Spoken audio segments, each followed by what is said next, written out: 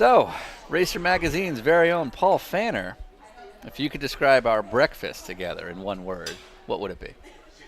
Enthralling. There it is. That works. And then the music cues and the whole thing. Which we still haven't picked out. Yeah, we haven't even started that part of the deal yet. I like It's going Ride up of the in a month. Valkyries. Can we get that? I'm pretty sure licensing might be a challenge on that one. How about Muskrat Love? If I was born in the 20s, I would know. And now for Dinner with Racers, presented by Continental Tire. with your hosts, Ryan Eversley and Sean Heckman. Placeholder radio sound. I'm a driver. I'm very angry. This is the sound of a driver on the radio during a race. What do you think I should order?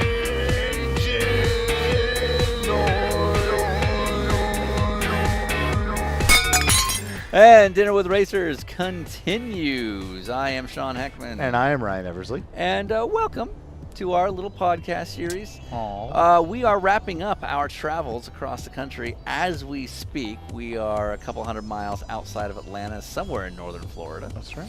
And what's the car that we're in? We are in my Acura MDX. Interesting. And I feel like the car might be on Continental Tires. It is on Where? Continental Tires. So anyway, we are wrapping up a 30-day road trip that went, how many miles on there? 8,000 miles Yeah. across 20 states. Wow. All to meet up with about 27 of what we thought would be interesting people in racing. That's right. That we in turn give to you for free, and then you shit on. And make fun of us on Twitter. So next in our list is a guy who I don't understand why he would take the time to meet with us. Oh, but, who is this? Paul Pfanner. Oh, yeah. True gentleman. So Paul Pfanner, if you don't know who he is a truly successful business guy within the sport. Currently running Racer Magazine and Racer.com, but between that and his company, Pfanner Communications, has been a player in the sport for a long time. Not a celebrity, not a driver, not a team owner, but a guy who has kind of been in touch with every facet of the sport for decades. So we thought it'd be cool to meet up with him. We were in Southern California anyway. So Paul Pfanner has a lot of insight. Anything you learned from it? I was really impressed by his knowledge of the sport and then the way he looked at different things. Totally gave me a different direction to think about stuff inside from the business.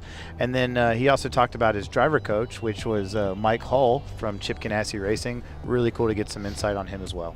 A lot of cool stories, really good sense of humor, really interesting guy to talk to, and good for you to know kind of some of the people behind the scenes that really make the sport work. So we went down to Tustin, California in Orange County. Yeah, I had the, what was the name of the restaurant? Citrus Cafe. Citrus Cafe, really cool place. I had the California fruit bowl with granola. I had a chicken sandwich, and we had a delightful conversation, which you can hear now, courtesy Of Continental Tire. All right, we're going to start in 5, 4, 3, 2. Hey, Paul, how are you? Good to see you. Hey, nice to see you.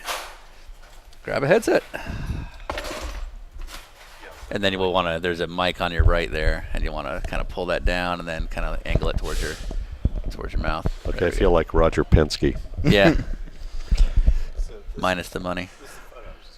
So we're driving in, and there's plenty of things that we can all talk about, but I think the number one thing on our mind was there was a new article that was just posted on Racer today about a new appointee at IndyCar. Mm-hmm. And I mean, we weren't on the first forum comment, and it was already starting to go downhill. Yeah. And that made us think of my absolute favorite Racer article that was ever posted. Not because the article itself was very mundane. It was about the banquet for this year's IndyCar finale. Yes. And we're not one comment in, and it just immediately went to hell about a banquet that no one was going to. This is something that's come up actually in a couple interviews and over conversation with Sean and I, because he really thinks this is, I mean, and I agree. I actually looked it up today for the first time. Yeah. And of course you were right. But the first real comment is typical IndyCar, they're too big for their britches. They think people in San Francisco actually care about a banquet. It's like, let it go, man. Well, what I love is the eternal optimism and positivity. Right. That's what the internet's known for. Yeah, well, especially our forums. Yeah, it's well, here, we've got it right here. Like, what is the very first forum comment that comes up on an article about the IndyCar banquet, which, keep in mind, a banquet is not something that the general public typically goes to. It is just for people, Yeah. within the series. Yeah. And, in our history, a banquet is usually geocentric to where the season finale is at so that people don't have to leave. That's right. So San Francisco kind of made sense since it was in Sonoma. And the very first forum comment was, sounds very boring. And the second forum comment is, typical IndyCar, they are too big for their britches. They think people in San Francisco actually care about a banquet. Have it in Indy where it will actually register on the local landscape. So I guess this would be my first comment. I mean, you, I assume, look at Racer more from a kind of a global view since you're not really writing too many articles yourself. Do you guys look at this and just enjoy how fun it can get when it goes really, really south really fast? Yeah, and I think that we have contributors, that write for the magazine and write for the website, Right. That we pay, and then there's this cadre of, they're from lawless tribal regions of Kartganistan, and they're going to get even for the split, and they show up on our forums, Right. and they used to, I think, inhabit crapwagon.com, and Yeah, now that's they right. found us. Right. Yeah. Yeah. So they're looking for a date, and they're constantly on the forums, and Do you remember when Champ Car ended 7 years ago? it hasn't ended for these people. they're like the Japanese soldier on the island fighting World War II Right. 22 years after Right. hostilities ended. I'm waiting for the Champ Car will rise again mantra, Pano's DP07 Right. or Still a thing.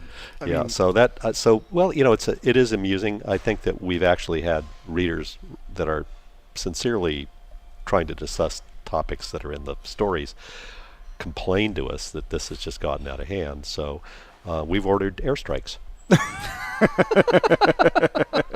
Some of Which them makes sense. using unmanned Sure. drones. Drones, So, yeah, drones Okay. Yeah. be warned. Yeah, that's the only way. Be warned, Bigger 51, wherever you are. Right. And it's almost like, this isn't necessarily an IndyCar specific podcast. It by no means is Right. actually. It's just a general racing podcast. But I'm sure we'll have some listeners that hear this and think, oh, they're talking about us. But it seems to be a very angry, generic fan base for a lot of things when it's kind of like you got what you got. Make the best of it. Well, we see two sides of it. One, we see that IndyCar gets the most traffic. IndyCar stories traditionally the most traffic on our site. Really? And absolutely. It really, I think, because we have some of the very best IndyCar reporting. Right. Sure. I'm proud of our team for that, and that I think our racer brand has been, has had IndyCar racing and the Indy 500 at its heart since its inception. The first issue had an IndyCar on the cover. Right. Sure. So we've got that going for us, and the audience, for the most part, I believe, is positive. When we meet them at events, Right. they love IndyCar racing. Now, so that when you meet them in person, is there anyone that's actually as bad as they are on the forums when you do meet Only a them in person? handful, and they don't like us. They don't like the paper. Why don't we do it daily? They have. Right. It's just a mindset and a personality Right. type that, for the most part, is going to just, I think, seek revenge. Right. And the revenge is hiding behind an anonymous screen name. Right. I occasionally post on these forums, and I use the anonymous screen name Paul Pfanner. How strange. Yes. I do that because I hold myself accountable for whatever comments. It should. Can I make a suggestion? Yeah. Now, I'm a marketing genius. It should be Paul Pfanner sucks. Or That's- not Paul Pfanner. Or not Paul Pfanner. Yeah. Twitterless Paul Pfanner. Yeah. Okay. I'll note that. I'm just throwing it out Yeah, there. Okay, we're Just working throwing it on out that. I'm going to try to get a trademark on that. Hashtag. Right. I'm going to spell sucks. We can get- SUX. Just Exactly. to make it Just to be- it's brandable. hitched. Yes, Absolutely. yeah. Yeah, exactly. For sure. So, since we're already talking about IndyCar, we were led down a road that you are a big fan of Gene Simmons. Yeah, my hero. Right.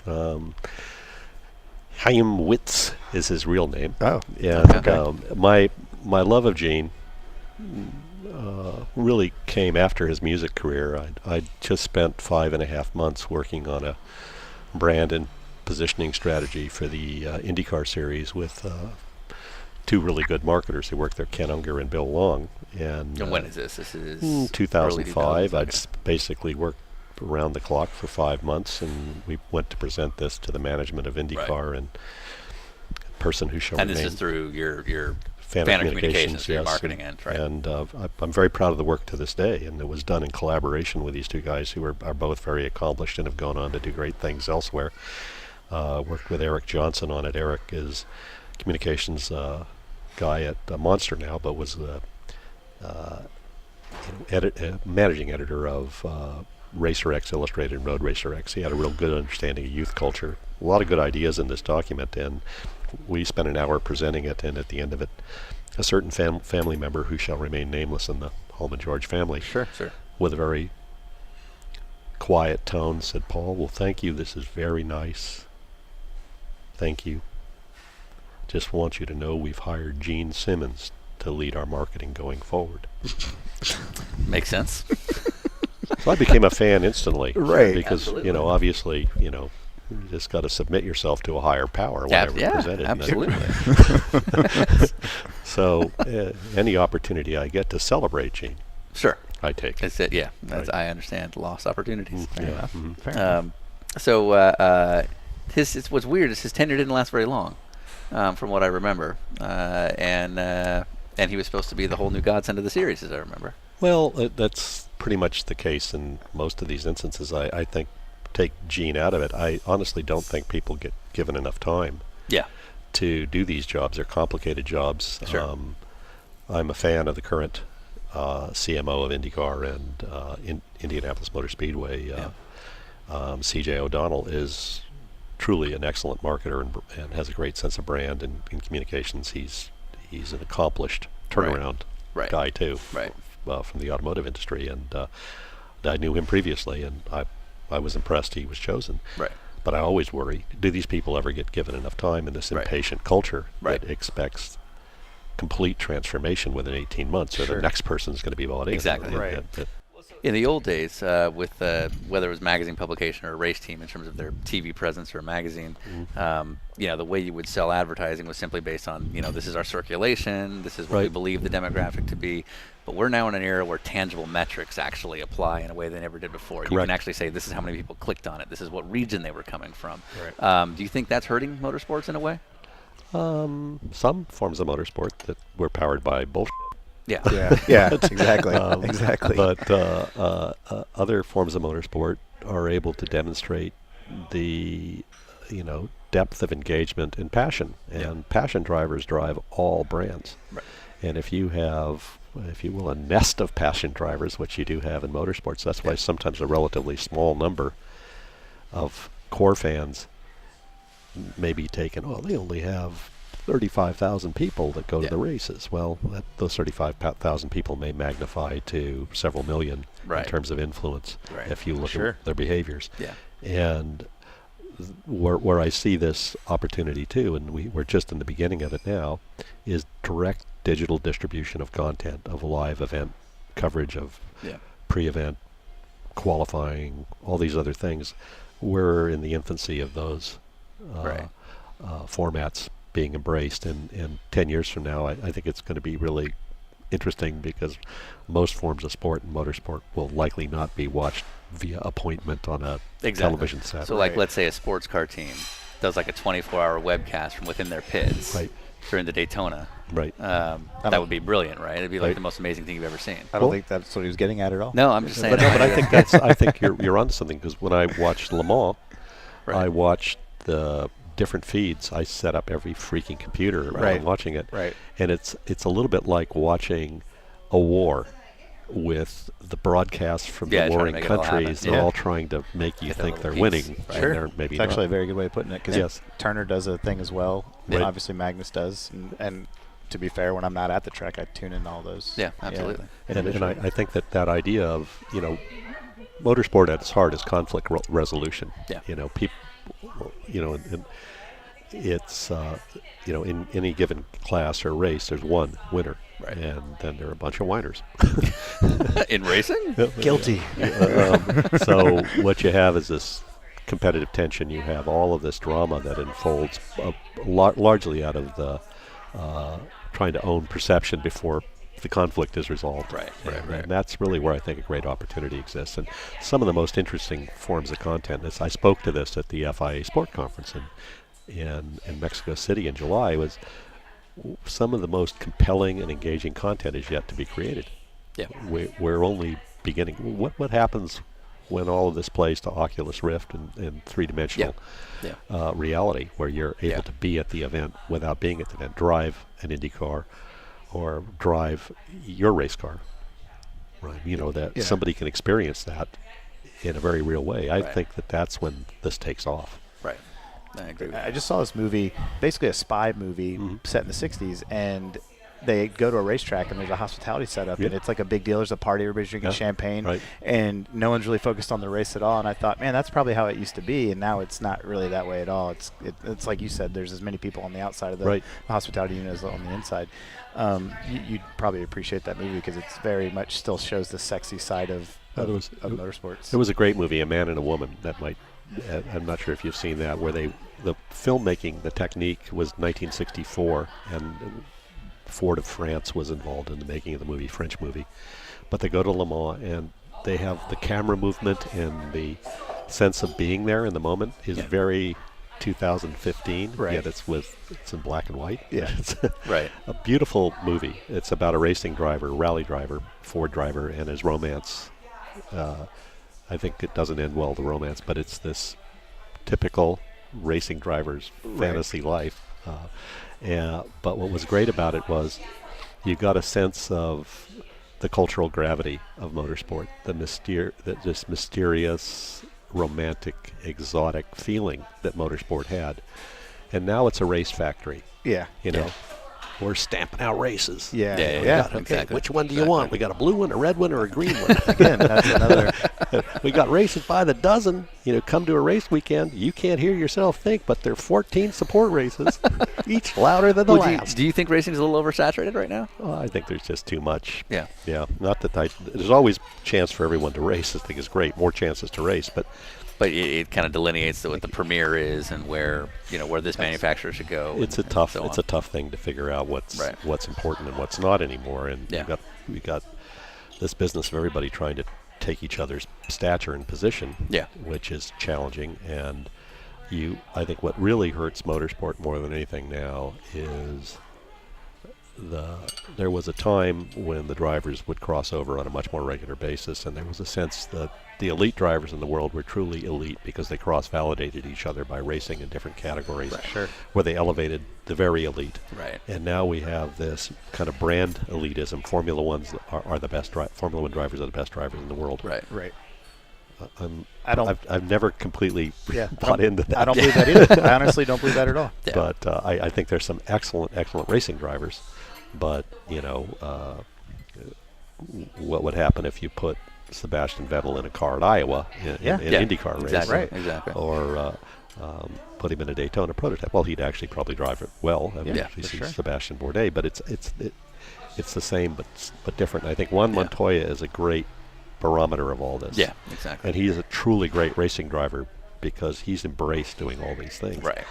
And when I look at motorsport now, it's I'm better than you. I'm better than you. I'm better than you. Well, prove it. Right. A couple of that's a great thing to think about. I love watching crossovers. I was really excited when Kurt Busch did the Indy 500. I couldn't wait to see how he did, and I thought he did amazing. He did. And then Kyle Larson, when he did the Daytona 24-hour the last 2 years, the first year he was slow by his take. He said he was slow. He was like 0.8 off. Yeah. Scott Dixon, Joey Hand, some of the best sports car or road racers on the planet, and he was really disappointed in himself. And he publicly said he didn't want to go back to the 24-hour after being 0.9 off the pace of the best guys in that class in the world, which is like a lot of guys would kill to be that fast. And then this year he goes to the 24-hour and he sets the fast lap of the race and was like, okay, now I really like these things. And it's like, yeah, you found that 9/10 you were missing, and now, but it's like not very many people get to do that, and he's only done I think 3 road races in his career or something. In that type of car, In that yes. type of car, And what's exactly. interesting is I'm still, by the way, working on that 9/10. Yeah, right. Yeah, exactly. Exactly. Hopefully, this coffee will help with one of the tenths. But the, the first race I went to with a crew pass was with Mike Hall when he Yeah. was racing a Formula Ford, and What year was that? 19 it was February of 1973, Riverside National. Right. Okay. And this is Mike Hall, who basically runs the Ganassi program, more or less. Yep. Empire. And Yeah. Yeah. he had a Titan Formula Ford. A friend of mine arranged the pass, and I got to know Mike over time, and so we've been friends for since then. And he sent me, we communicate occasionally on race weekends just to see how it's going. I'm a fan of Mike's and fan of the team, and he sends me a note during the first time. Kyle, he said, "This is a kick-ass race car driver." Yeah. He Yeah. was Yeah. so impressed, and just his ability to adapt and understand the car. And I had no idea that he had any negative feelings about his own performance. All I Yeah. had was, I do consider Mike to be a really good judge of talent. Sure. Yeah, I'd say. He's seen a few. So far, he's okay. Yeah, the only mistake he made was me. But the reality is that we don't see enough of that, and it elevates certain racers to a different level where wherever they appear, they bring multiple fan bases, not just one fan base saying, my guy's better than yours. Basically, you build a fan of a human being that's a racing Right. talent, Right. not a NASCAR's better than IndyCar, Right. IndyCar's better than Formula One. And I was only aware of this later in life, that there was this, sanctioning body specific Yeah. intent. I think Bill Simpson warned me when we were launching Racer. He says, it'll never work. He said, got to remember all these guys from these different series hate each other, talking about the people who ran the series. Right. And I haven't seen that, but I haven't forgotten the advice either. So I think we want to hear about you driving with Mike Hall. Yeah, Well, it's probably the greatest story never told. I was one of the top 17,000 Formula Ford drivers of the 19. you were in the sharper end of the field. Well, no, in fairness, probably the guy number 18,000 was terrible. Yeah, But, right. yeah. No, it like many people, you come into contact with motorsport at a young age, and my first exposure was seeing the Indy 500 on closed circuit television, and it was a tragic event. Within 2 minutes, 2 people were fatally injured. 1964 Indy 500. I was 9, and but I'm wired in a way where I just want to drive one of those. Yeah, right. I understand. yeah. So my focus was on Formula cars, and when I was, I think, just out of high school, we went down to look at a Formula Ford, and it was a Eldon Mark 10. I still have several of them. Really? Yeah, that's And- cool. And I sat in the car basically, and I just remember thinking, I have to do this. This is what I'm going to do. And we worked on a little business called Braeswood Graphics, and we just made up the name because we thought it sounded sophisticated. Right. Something you'd hear on an FM radio Prestige station. worldwide. Prestige, Braeswood Graphics, solving your motorsports graphic problems. But we would do sponsorship, livery, illustrations, letterhead design. So we ended up getting a number of clients, and through one of those relationships, I met Mike and got close. I also got close to the people at a company called Automotive Development, which had selling Eldons, but they built a car called the ADF. This company eventually became Swift, and I did all the illustrations of what these cars would look like before there were CAD/CAM machines that could. Nice. Okay. Yeah, so that's it, and was just around this group of exceptional people that wanted to build a Formula One car, or Indy car someday. Right. Yeah.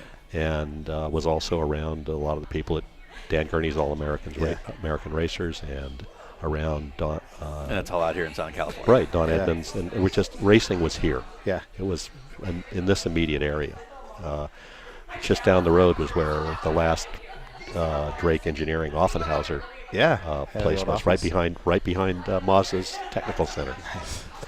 So everything was here, and so getting a Formula Ford was imperative. It was at a time we had 50, 60 cars running in national race at Riverside. Right. So I ended up going to driver's school. I had help from the people at Automotive Development. Mike was supportive. He was my driving school instructor. How'd that go? Oh, good. I mean, he wrote in my logbook the immortal words, "Nice job on the straights."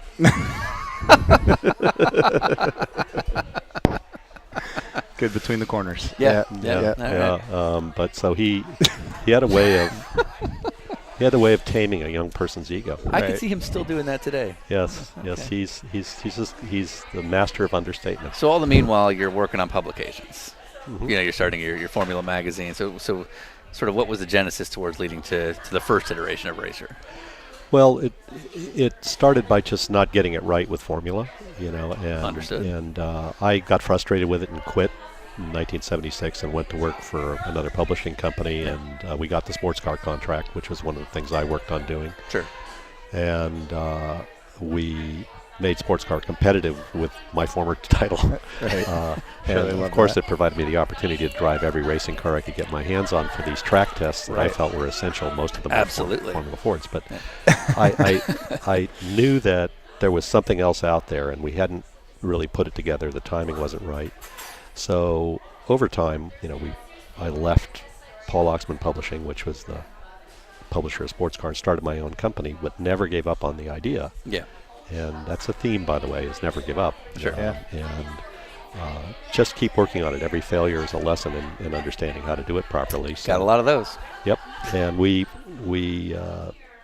got sports car contract, and one of the first thoughts would be, when we get this stable and vibrant, we're going to go after it. So in 1987, we began work on it, and the genesis of Racer really is back in a car ride with my original partner, founder, Jeff Swart. Jeff's a director, and we were riding to our first photo shoot. I was going to get to drive a Can-Am car. And Jeff, to put this in perspective, is now known as like the man when it comes to Porsche and Porsche and photo and commercials video and and videos. commercials. He's just Yeah. an excellent driver and a great friend. And he's a and great driver, yeah. He Yeah. does the Pikes Peak Hill Pikes Peak climb guy, yeah. successfully. He's a terrific racer, and his shop and studio is just down the road here. Right. So, Nice.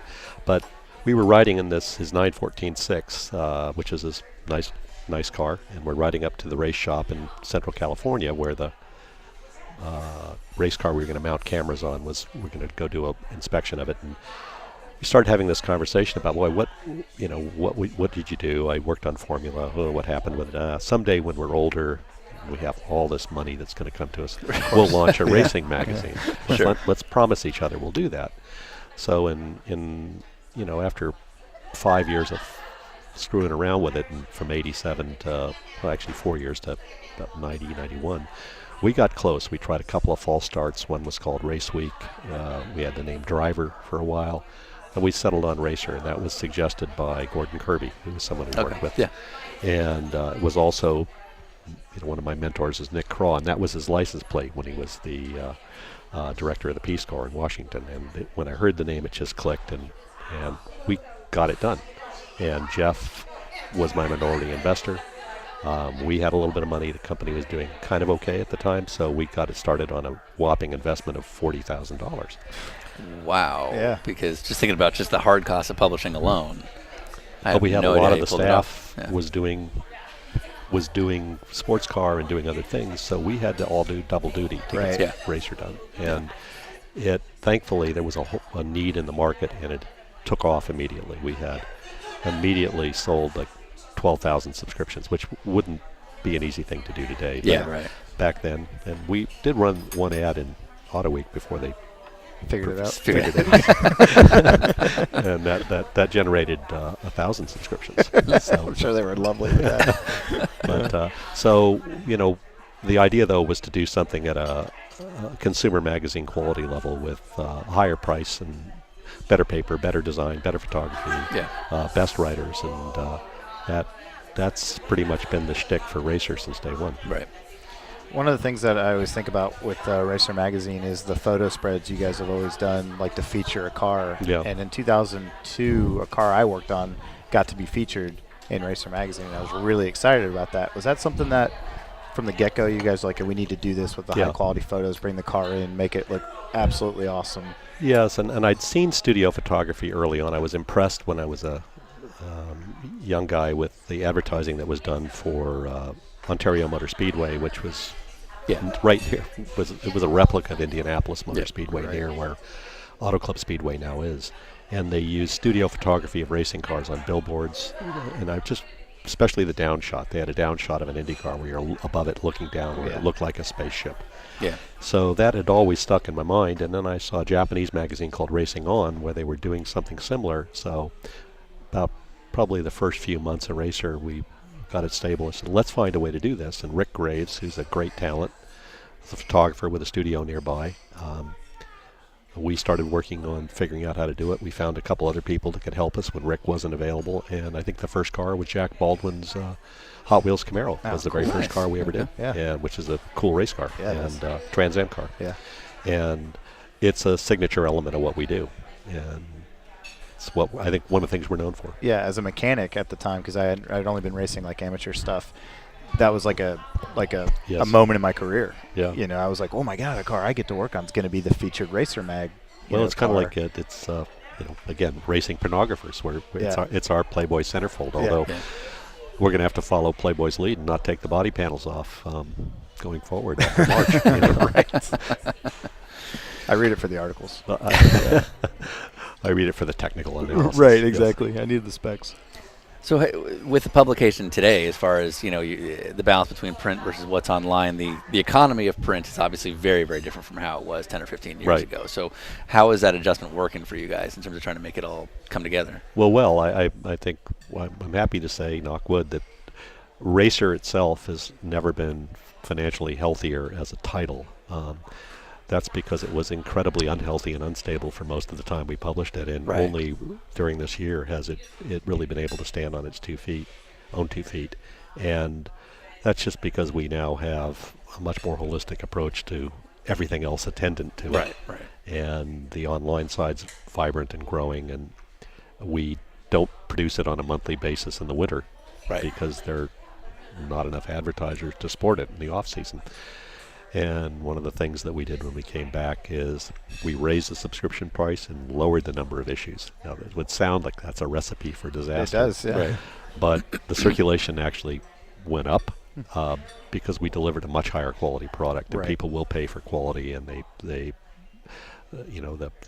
just the design paper alone, you can feel it's a great magazine. But what Lawrence Foster, our editor-in-chief, puts into that magazine, Sure. I don't think you find anywhere else. Sure. And our designer, Rob French, is based in the UK.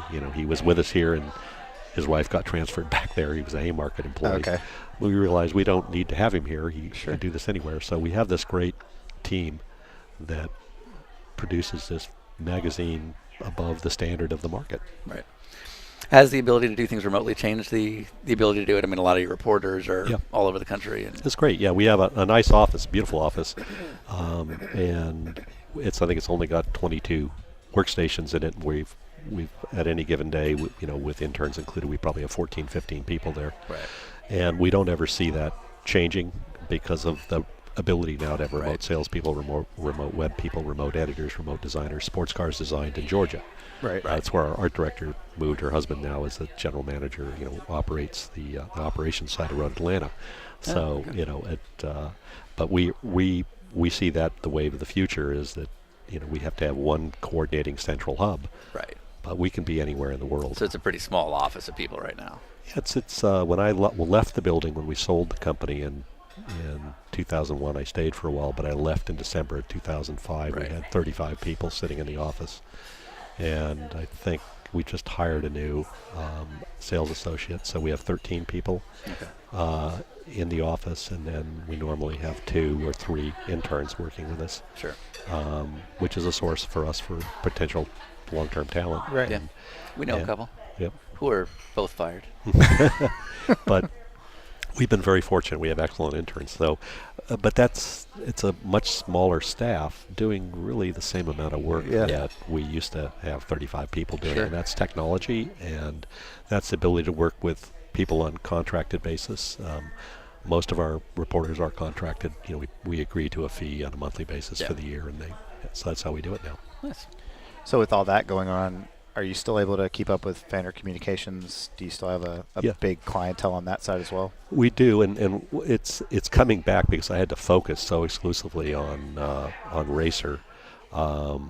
We have several client projects, and that's really a consulting business where we develop strategy, positioning. And again, to put this in perspective, this is Pfanner Communications, which is a separate business that you own, Right. which does a lot of sort of marketing and sort of consulting services for a bunch of people in the automotive field. Right, automotive and racing Yeah. business. And Pfanner is the old, it's a rebirth of the original business. And the original business was started in '79. Doing that work, one of our first clients was Skip Barber, where we did the brand identity and the visual identity for the school and helped create basically the whole brand positioning and premise. Skip's, one of my longest standing friendships. And he did a great job, by the way, getting a lot of people to go race. But Yeah.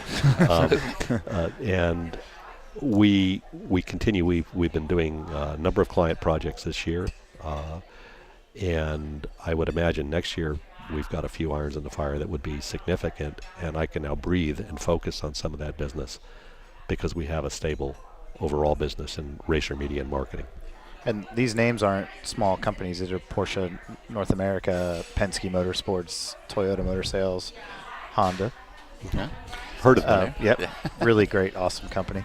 The Indianapolis Motor Speedway. So you're talking about really important, Yeah. clients, not just small mom and pop teams or shops or whatever. And then you just mentioned the Skip Arbor branding.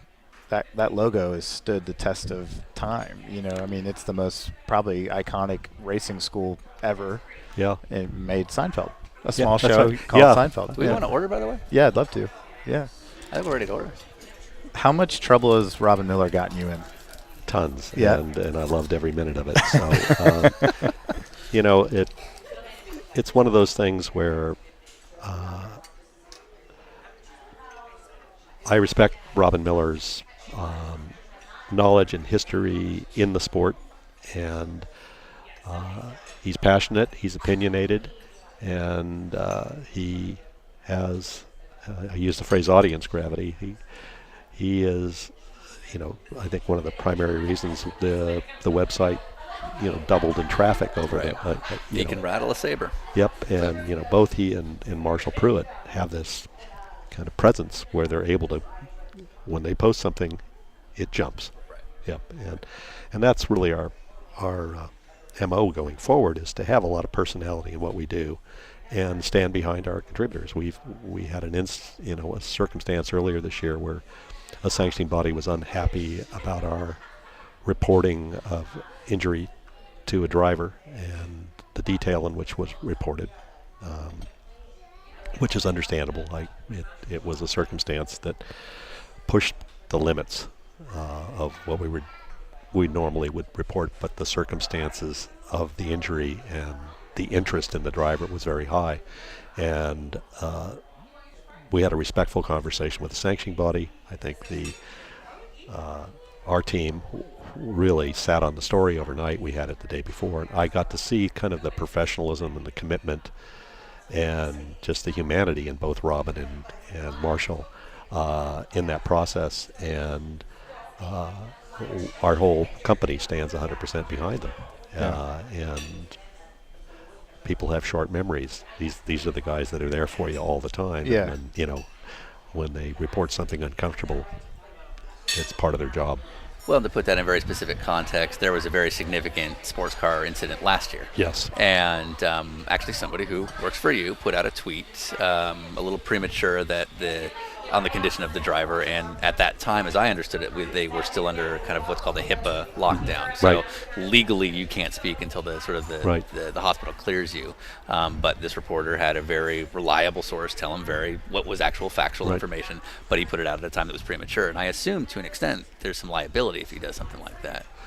Well, and believe me, we've run a lot of this by attorneys, and there's we tend to be very careful about what we put out in terms of what would be considered leaving us legally vulnerable. We work for the readers, Fair enough. and I try to remind everyone of that on a regular basis when there's a conflict of interest, because we work with sanctioning bodies, we work with marketing partners, one marketing partner that makes tires doesn't like us pointing out that their tires don't work under certain circumstances. Don't know what race you're talking about. But Yeah. at the same time, who the hell would Yeah, ever? who wouldn't see this? Yeah, right. Right. It's not. It's not. And ultimately, what keeps your readers is that you are saying the things that you're saying because you're giving a real approach. We have So, to be trusted. So there's Yeah. a fine line. I think that with the most recent tragedy that we all faced here, losing Justin Wilson, I think we'd learned from some of the things going on in the past few years, and we took a slightly different approach to it. Yeah. And I think in this particular instance, it was profoundly personal for almost every person in our company. Many of us lost someone on a personal basis that we cared deeply about in family. There wasn't the usual emotional distance, and it was a learning experience for everyone. And the grief that I saw, and just the lingering sadness and almost the emotional paralysis at that time, all of it was something I've never seen in 43 years of being involved in racing. So overall, racing's about learning faster and more effectively than your competition, so we never forget that, and nothing teaches you more than that sort of a circumstance. Absolutely. Yeah. There was another magazine, actually, just this morning. we're going? We're We're yeah, getting we're into going it? right there. Okay. There was another magazine this morning that there had been an editorial article that was up for a couple of days, and one of the things within that editorial was commenting about the son of a very important stakeholder in the sports car series. And as of this morning, that section of the editorial is not there anymore. And so we have to assume that there were a couple of angry phone calls from some stakeholders in this series, and thus it's now gone. Have you been in this position, and how do you balance that? Because to finish that company buys pages in that magazine. Yeah. Yeah. Yes, we've been in that position, and I will say that we've only retracted one story in the history of the company, and that's because we had our facts wrong. Fair enough. And it was an honest mistake, and it was an interpretation of TV ratings data that was incomplete, Okay. that was unfavorable to Yeah. a company we do business with, and favorable to another company we seek to do business with. Okay. So rather than get into a pissing contest, we Yeah. withdrew it. Now we've had pressure put on to us in similar. I do know what you're talking about in terms of the. Yeah. And if it's true, and our reporter did their job, we'll suffer the consequences of whatever retribution will come Where from the that company. because that, you're affiliated with this guy. right. So, And we.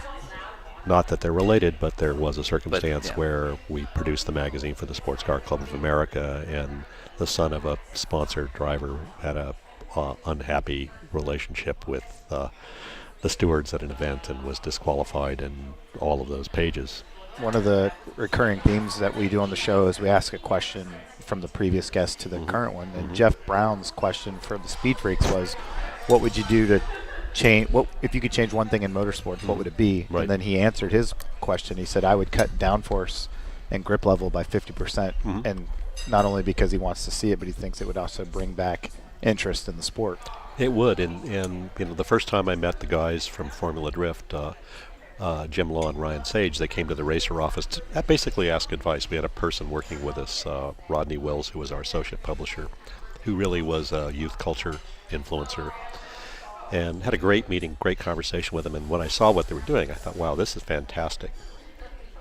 And then I showed them pictures of my heroes, Jimmy Clark, Dan Gurney, Cornelli Jones, sideways in race cars. And, there was this immediate click. And it's different, but the appeal is the same. And I think that where we've gotten lost is this chase of this technical excellence of launching a car off a corner, this mechanical supremacy and engineering supremacy that is absolutely boring to watch. yeah, exactly. And the driver is the emotional connection for most people. The car is a way in. It's an interesting participant.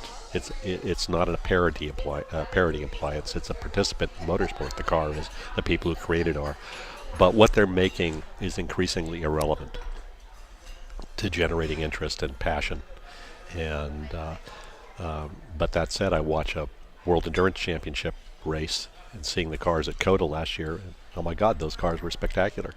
But they looked like they were being driven at the absolute limit, and they didn't look particularly stable. They looked at absolutely Any minute it could go wrong. yeah. Now, do you think that's something that you had to see in person Yes. because it wouldn't translate to television as well?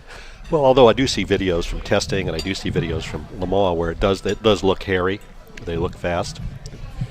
The closing rates and so forth, they're but I think that there are layers to motorsport. That's an aspirational layer at the very top, like Formula One. In some way, it now challenges Formula One. Right. As they are more technically sophisticated, I think, than a Formula One car by a mile. Yeah. And but I have a fantasy that one way to solve some of IndyCar racing's problems is revert to the one thing that an IndyCar was before 1970, which is take the wings off. Right. Just take the wings off. Yeah. Don't allow any external airfoils on the cars, and put them back in a world where you really are a four-wheeled Rossi trying to figure out how to get that thing through a corner where you can't flat it. Right. Yeah. And You have to drive it. Yeah, and when you see these racetracks and race cars where it basically is an engineering exercise to get the car flat everywhere. Whoopee. Yeah, that worked really well for the IRL, didn't it? So selfish curiosity, but back to Pfanner Communications. So with my business at Media Barons, it's somewhat similar, and obviously not as high profile what we do. Certainly not as respected. But the constant challenge that we have is twofold. It's we're always competing with somebody's 22-year-old nephew. We can make that video. Oh, my 22-year-old nephew can do that too, and all of a sudden that's easier than comparing quality. And obviously technology is making this stuff a lot more accessible to do. So whereas in the past we maybe could charge to do a webcast for somebody can now argue, I could just do it on Periscope. Right. And as you guys go more towards that, how do you on your end stay competitive? Well, just really, we don't let ourselves be defined by a 22-year-old with Periscope. If somebody wants that, good. They're probably not our client. Yeah. And it's a two-way street. You do get to choose who you work with as well as them choosing you. Right. And we just want to be great. I like that. We just want to be great. I like that. Yeah. I mean, it's Tell that to that's my about business as partner. that's about as complicated as it gets. And now, we did have a failed business, which is trying to do that with video. And we launched There's a lot of ways to fail in video. I can. Well, tell we you. found all of them, and it wasn't through lack of quality. I think we had an excellent partner in Rick Graves as a producer director. Yeah. It's tough. We didn't understand the business we were getting into Sure. completely, and we tried to launch an automotive channel called OnCars.com, and we announced it in May of 2008 because it seemed like a great time to do that. Did you call it a YouTube for cars? No, Okay. we Had that pitch. Uh-huh. Go on. Well, it was going to be more lifestyle and Okay. just basically like a weekly brace of programming. And Sure. we partnered with Jay Penske's company, which was Mail.com Okay. Media Corp at the time, and now it's called Penske Media Corp. Okay. And we managed to keep it going until probably 2011. Still a good run. But we at one point, we were distributed through his channels, which was an email portal. We had one year we had 45 million views, but there was nobody willing to pay us for those. Yeah, it's Yeah. insanely hard to make that work. And So and we ended up finding the only way to make money was doing production for car companies. that's Yeah. how we've kind of gone the same way. I mean, viewership alone is tough to justify. So we still do that now. We work with various producers to do that Right. work. And And it's called that's like the Racer Special Projects division. yeah, is that right? Racer Special Projects, and On Cars now exists in India as a car shopping site, and Jay's company has taken it forward. Yeah, but we did do our first web documentary series. We did a 30-episode series for Mazda called Rev, which we produced every week. We had That's a hard. 4 to 5 minute high quality video, basically looking into the emotional, intellectual, physical, and economic challenges of going racing from the top to the bottom. And we did a series for Jaguar, and that was really cool too. And so we learned a lot, and all of it translates into what we do now. Which is not video.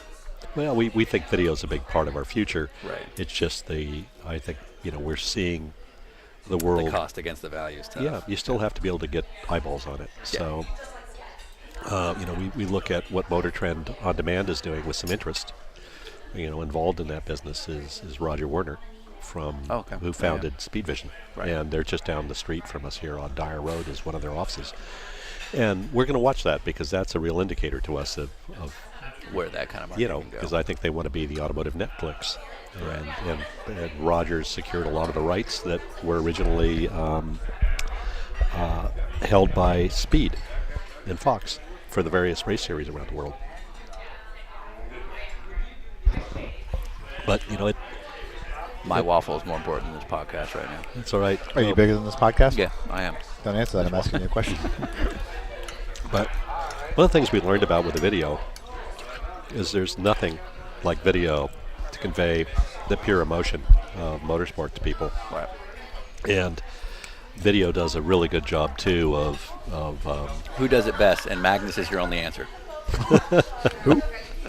He's No, like, I think you guys. I do think that. You've never heard of Magnus. No, I Stop have heard of lying. Magnus, and I almost photobombed something you guys were doing once at Daytona, but That would have been epic. I would have respected you for it. but what I like about it is you convey a personality in what you're doing. You've got an attitude you bring to it, and attitude is brand. And most people try to conform to that Dockers. I'm wearing Dockers today, sorry, but that Dockers wearing. We can't actually say Dockers on the air. We're gonna have to bleep that out. I'm dressed exactly like the stereotype. I'm An Orange County white guy. Orange County white guy. Yeah. But this very conservative, polite, afraid to offend anyone brand that you find, Sure. in most post-race interviews. We're just on the other side of some big changes in media and in motorsports, and they're intertwined, and how people consume sport and how people consume or how people engage in it is being transformed on a daily basis. And racing will learn. I mean, it's interesting to hear Bernie now starting to realize he has a problem, and if you look at racer.com today, he's starting to admit that there are issues. Nice. He's only going to be a billionaire Yeah. instead of a trillionaire. Yeah. Tough life. But I think that the things he is understanding is the sport could be more engaging than it is, and it's not currently. It's it's become you go to a Formula One race, sadly, and you are held at such distance from what's going on, and it's by design. I think it's class stratification. Right. You're in steerage. Yeah, exactly. I was just at COTA right after Petit Le Mans, where I showed you that photo from, and they were already setting up all the stuff for the F1 weekend. This is 2 weeks ago now, and they're blocking off all the places you could see if you were just walking down one of the sidewalks or whatever, because they don't want you to be able to see anything except from where your specific seat is. Right. Which I think sucks for road racing, because part of the Yep. enjoyment, at least of endurance racing or even IndyCar racing, is that you can watch turn 1 and then walk up to turn 2 and then go down to turn 5 and sit in the grandstands at turn 6 and really take in all the different viewpoints plus the people and all that goes along with it. So I coached at Montreal a couple years ago in the Porsche Cup race that was supporting F1, Right. and I couldn't even get into the grandstands to spot during the Porsche sessions with my hard card. Yep. I just thought, wow, this is like really restrictive, and that's not what I would want. Yeah, but I think that the Formula One mentality is from another century before the proliferation of basically media access through direct distribution of content, and just the mindset of everyone being in control of their experience and accessing whatever they want. Right. So it does need to evolve. I have sympathy with a Formula One promoter. They have to follow the guidelines that Bernie lays down. Yeah. I found that the people at COTA, they have a business to run, and it's a challenging business given the economic environment which Formula One operates. Yep. So I'm all for them selling as many tickets and getting as many people to, buy their packages and show up. But they're almost selling against this tone of Formula One. And now we have Bernie telling us he's not too fond of America. Yeah. And we're not the greatest superpower in the world, which again I don't usually think about when I'm talking about racing. But this idea that because we won't, as a government, pay him his tribute to bring that, we won't submit in the same insecure way many nations do to try to prove that they're first world. Well, we are first world. We actually define first world. And we have our own vibrant and healthy forms of motorsport with fan bases and other sports in this country that are different than the rest of the world. And you can't punish us for being different. Right. If you want our dollar, You're going to have to deal with it. customer's always right. Right, exactly. So let's talk some dirt. If you could punch anybody in motorsports in the face, who would it be? Get away with it. I like that he's actually thinking about it. Like it's a real question. We asked this to a couple of drivers jokingly, and they immediately were like, oh, this guy. We're like, oh, let's keep going.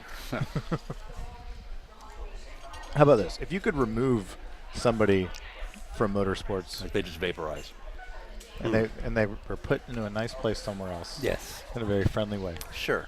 Well, I have two answers, but I'm not going to give it to you. Okay. We can Because bleep I it don't out. want to be removed.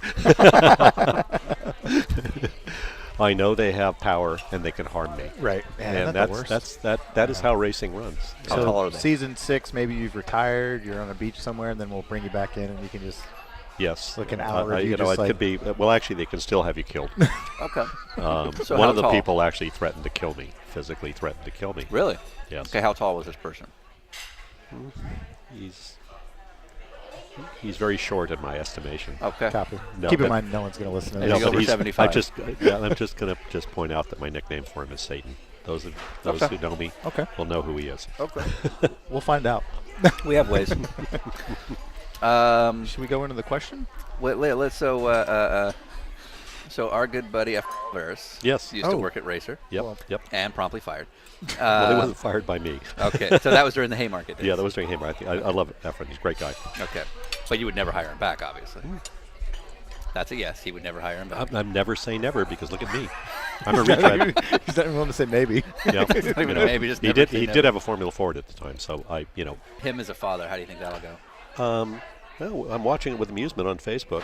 You have to get up before 8. Yeah, he's actually there's someone else in the world beyond him now. This is going in. Yeah, This is that's staying in the absolutely interview. Yep. No, it's a lesson I had to learn. Fair enough. Yeah, it was a hard one. What do you do? Let's talk about social media for a little bit. Sure. You guys have a pretty strong presence with Racer on Twitter and Facebook, Yep. and Marshall does a really good job with keeping everybody. I know Robin Miller probably doesn't have a cell phone that can get on the internet. He's got a dial-up cell phone. Yeah, I believe that. Yeah. Have you been in his house? Does he have a rotary? No, Does he have a house? he communicates through telex.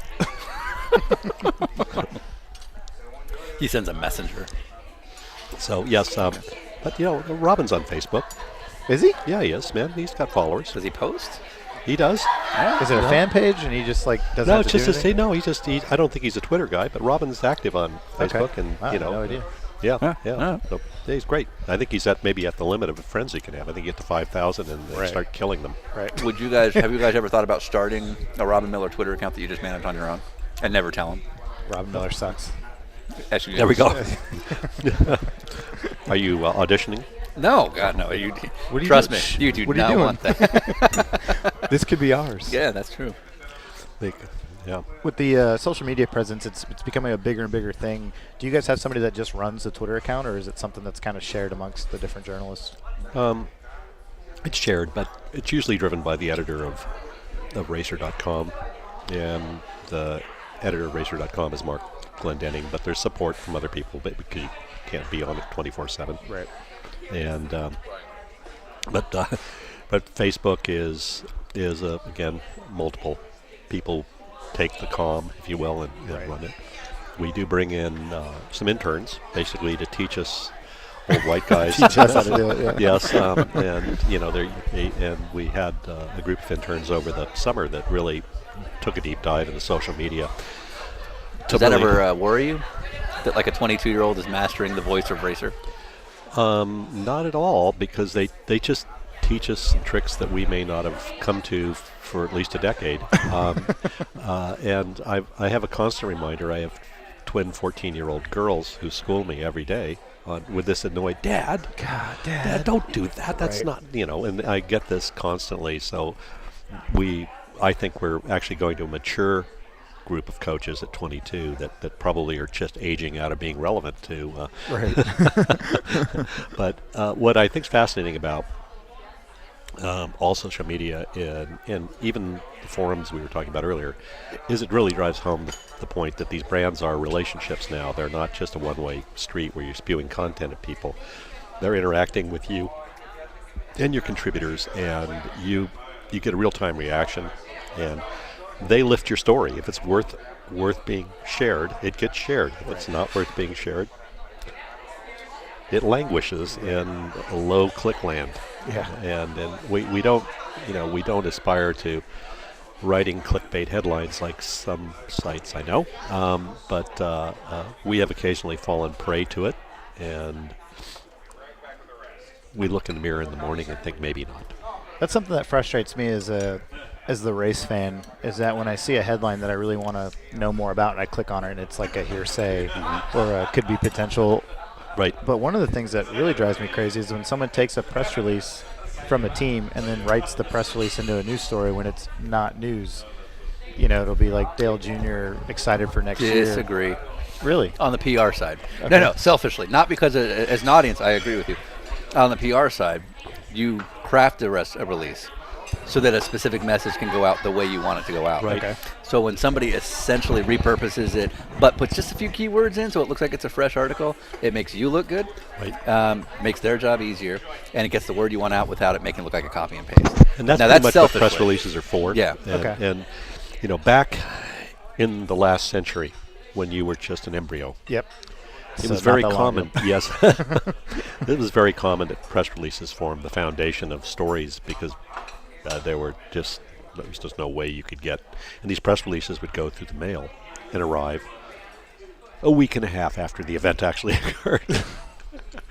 But what I think is interesting is that there's this border, this lack of a border between press releases, content marketing, original journalism. It's all sort of blurring into one flow Okay. across the media universe. So we're all grappling with how do you differentiate original content from third-party sources or content that you're being paid to produce. And it's an ongoing lesson. We have all three, and we're trying to manage that. And the last thing we want to do is betray the reader. We want the reader, when we have a content marketing story, we want to make sure that it has interest. And again, to put that in perspective, to stay afloat, you guys get paid to put out certain pieces because you have to. We have to. I mean, Yeah. it's really the way all these companies now function, and it's part of the deal. Yeah, so from my standpoint, I guess I'm the super fan or the dork, so I read the actual press release from the team, which probably gets emailed to me, and then that afternoon I load up, probably not Racer because I don't think you guys do this as often as other sites, but I'll read basically the same thing I've already read in a little bit different wording, and for me that's frustrating, but I guess I'm not the target audience because I'm reading the raw stuff first, Right. generally. Right, and we have a lot of original content that we produce. Obviously, we're trying to do more as we go forward, but it's expensive to do it, and the challenge is always finding the right balance between what makes it a business to keep you around, so you're there next week, and what also allows you to grow this reputation as an authoritative source of original content. And original content is really critical, I mean, for us. And so that's what we're up to now, is trying to find ways to expand that.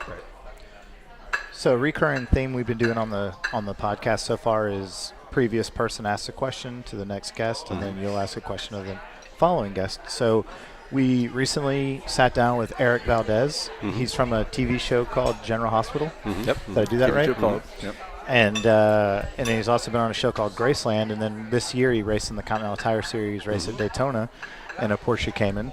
And his question was probably the simplest one we've had so far. It's just, what would it take to write for Racer Magazine? Talent and a point of view. Okay, that's it. Yeah. That leads into my part of this question because I've gotten to write a column for you guys this year, and I have no idea if that was something that had to be approved. Because Marshall just sent me an email and he said, "Hey, do you want to write something for us?" And I said, "Sure." And I'm curious, does that actually go past Marshall, or is Marshall, because who he is, you don't have to ask him? You trust his. We trust him, but the truth is, your name was mentioned as a potential columnist, and was also recommended by somebody at the SCCA. We were trying to think of people that brought a fresh point of view to that weren't.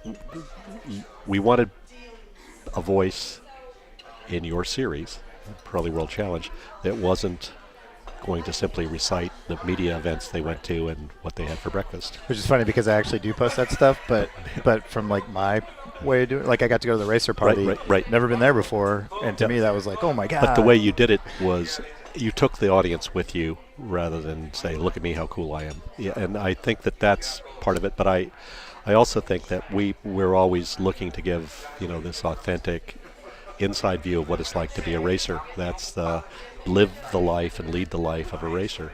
We want people to dream of being race car drivers. No. So our next guest is going to be Rutledge Wood Yes. from Top Gear USA Yep. and NASCAR journalism and all that sort of thing. If anything you could think to ask him, take your time. It can be ridiculous. It can be serious. It could be P-related.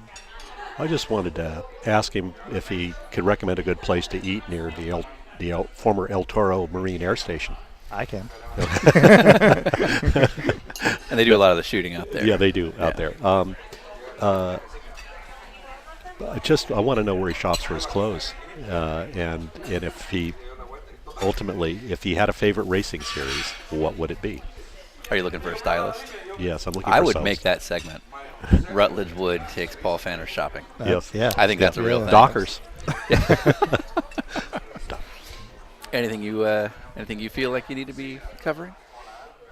I thought we were going to discuss my complete sexual history today, and I'm We disappointed. can. Yeah, I mean, 'cause that's, it won't take that's very up long. to you. Well, that'll be the intro.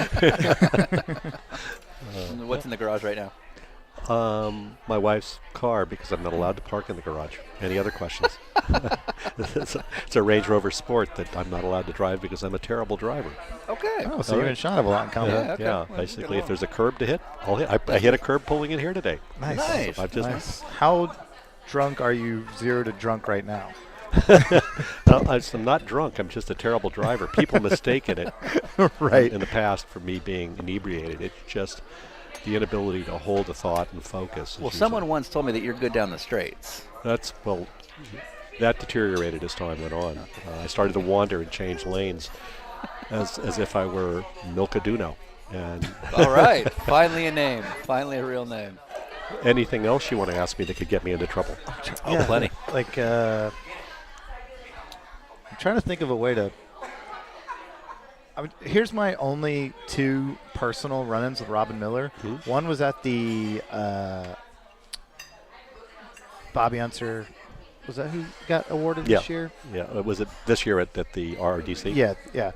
He came wearing like khakis and a sweater, and everyone else there dressed was in up a then. jacket. Yeah, exactly. And that's what they were telling me. Like, oh, he really did himself up. But my favorite story about him is the second time I've had an interaction with him, and Sean was actually there that day at Sonoma for the IndyCar finale. I went to the HPD truck and trailer for lunch, and they had these ribs that were Yeah, they were phenomenal. amazing. HPD. Yeah. Let's not spread that because I don't want people crowding the place. The funny thing is we're driving Yeah. out here, and Yeah. it just came up. He's like, We yeah. didn't cross paths that day, but Yeah. we were both Not at aware all, of those ribs. Yeah. But out of nowhere, he just said, yeah, I was there the other day. The ribs. I'm like, those are like the ribs I'm telling people about. Yeah, So yeah. my favorite thing about it, though, is that Robin comes in and he's got a bucket of french fries that he clearly bought at a vendor. They have a full spread of food.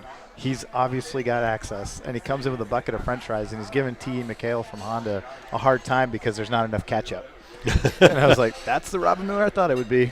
Yes, Those are my indeed. two. Yeah. Yeah, so- yeah. And what I like about Robin, he's original and not ashamed to be himself. Yeah, no, there And- was no holding back. And if parachute pants are ever coming back, he's bringing them He's back. the guy. Yeah, absolutely. And we've thought about having, we actually did create a T-shirt, the Everything is Awesome T-shirt, yep.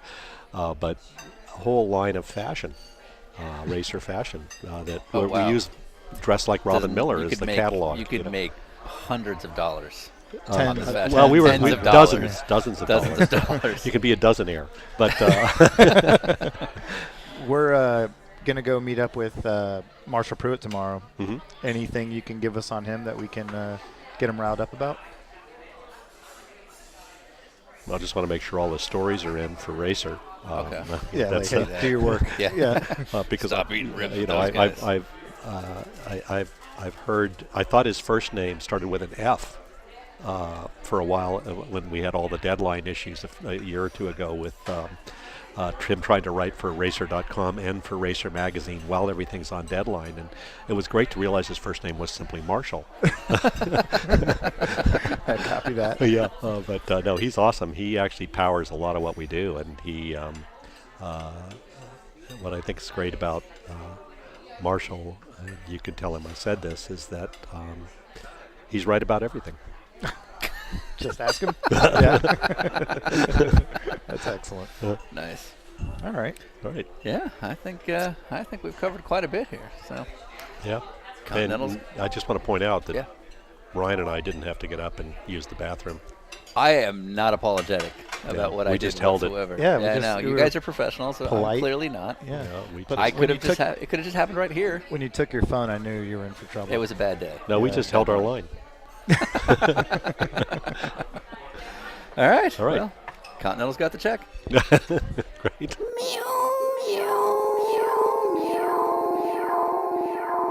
I'm finished. So that is Paul Pfanner.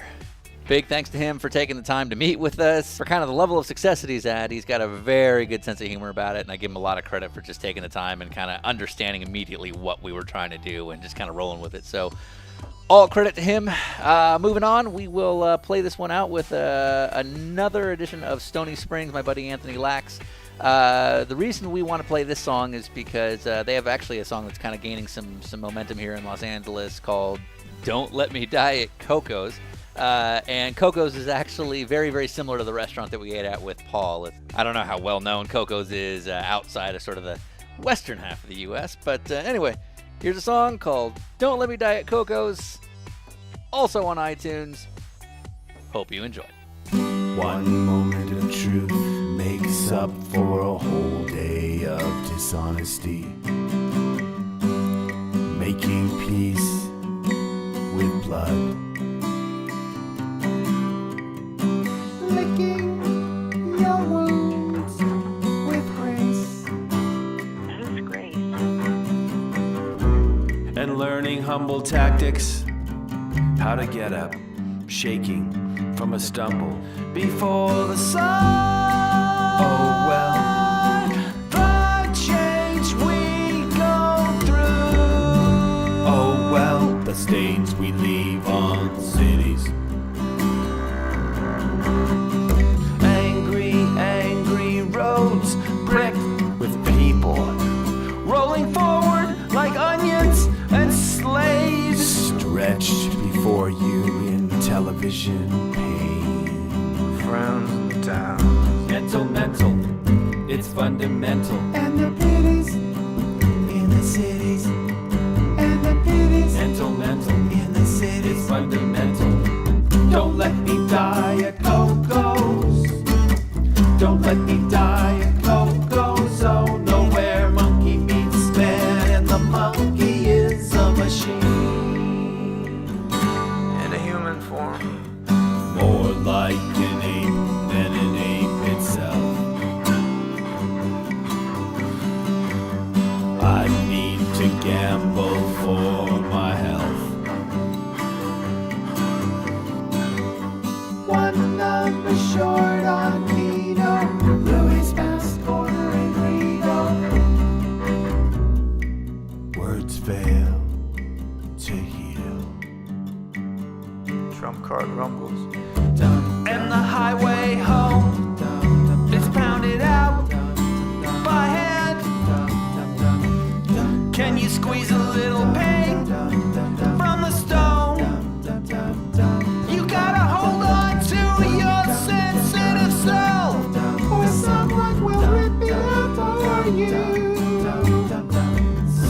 one will rip it out for you. Like the 50s, purple wind comes in my window. This is what it said. Don't let me die of cocos.